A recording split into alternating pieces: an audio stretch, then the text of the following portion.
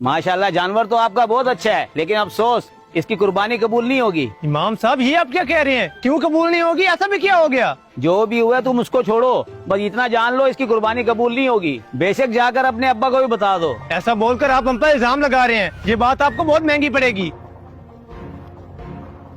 अजीब बात है, अभी जाकर अब्बा को बताता हूँ। अब्बा मैंने आपसे एक जरूरी बात करनी है। हाँ बोलो बेटा, क्या बात है? वो इमाम साहब अभी हवेली में आए थे और कह रहे थे कि आपकी कुर्बानी कबूल नहीं होगी, इस जानवर का कोई फायदा नहीं है। क्या मतलब है तुम्हारा? क्यों कबूल नहीं होगी हमारी कुर्बानी? पता नहीं, ये तो उन्होंने नहीं बताया, बस इतनी ही बात की और चले गए। अब्बा वो कौन होते हैं ये फैसला करने वाले? उन्हें किसने हक दिया इस बात का? हाँ चलो चल के खबर लेते हैं उनकी। आप ये जो जा जाकर लोगों को बातें कर रहे हैं, ये बहुत गलत है। मैं जो कर रहा हूँ उसमें कुछ भी गलत नहीं है, मैं तो बस उनको उनकी हकीकत बता रहा हूँ। जो भी है ये उनका अपना मामला है, आप इसमें दखल अंदाजी क्यों कर रहे हैं? बेगम मैं कोई दखल अंदाजी नहीं कर रहा, बस उनको समझाने की कोशिश कर रहा हूँ कि वो गलत हैं। उनको सीधी बात बताएं, उन पर फतवे ही क्यों लगाए जा रहे हैं? वक्त आने पे ये भी बता दूंगा। अभी मैं एक काम से जा रहा हूँ, असर की नमाज पढ़ा कर ही वापस आऊंगा।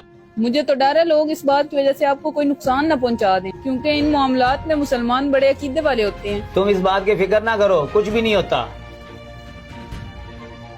खैरियत तो है? आप लोग इतने गुस्से में कहाँ जा रहे हैं? इमाम साहब की तबीयत सेट करने जा रहे हैं, तुम भी हमारे साथ चलो। लेकिन वो क्यों?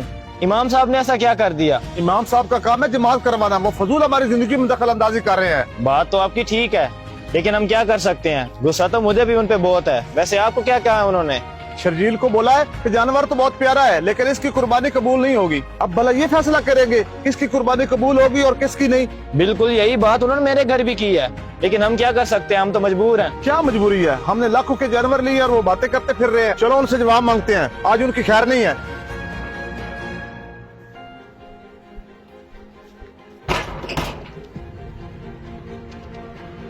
ये बोले, क्या बात है? किधर है इमाम साहब? बाहर निकालो उनको, हमने उनसे बात करनी है। वो तो घर पे है ही नहीं, किसी काम से बाहर गए हुए हैं। असर की नमाज का वक्त हो गया, वो मस्जिद में ही होंगे। हम मस्जिद में जाकर बात करते हैं। हाँ तुम ठीक कह रहे हो, चलो मस्जिद चलते हैं।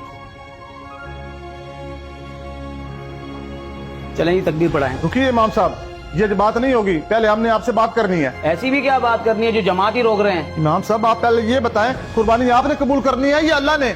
अरे चचा खैरियत तो है, ये आप कैसी बातें कर रहे हैं? इमाम साहब लोगों से कहते फिर है कि हमारी कुर्बानी कबूल नहीं होगी। पूछो इनसे जरा, ये ऐसा क्यों कह रहे हैं? इमाम साहब ये मैं क्या सुन रहा हूँ? क्या आपने वाकई ऐसे बात की है?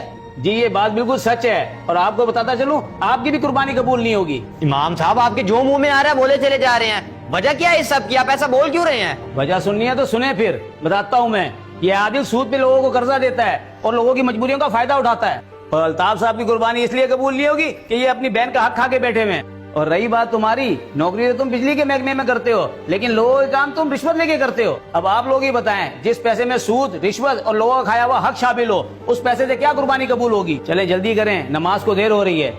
ईद उल अजहा के मौके पर हम सब बहुत जोश और जज्बे से कुर्बानी तो करते हैं, लेकिन क्या हमने कभी सोचा कि हमारी कुर्बानी कबूल होगी भी या नहीं? हमने जिन पैसों से कुर्बानी का जानवर खरीदा वो हलाल तरीके से कमाए गए थे या हराम तरीके से? हम सबको चाहिए कि अपनी रोजी को हलाल बनाएं, क्योंकि हराम कमाई से सिर्फ कुर्बानी ही नहीं बल्कि बहुत सी इबादतें ज़ाया जाती हैं। अगर आपको ये वीडियो पसंद आई तो इसे आगे दोस्तों तक जरूर पहुंचाएं। मजीद अच्छी और सबक आमोद वीडियोस के लिए हमारे पेज को फॉलो करें। शुक्रिया।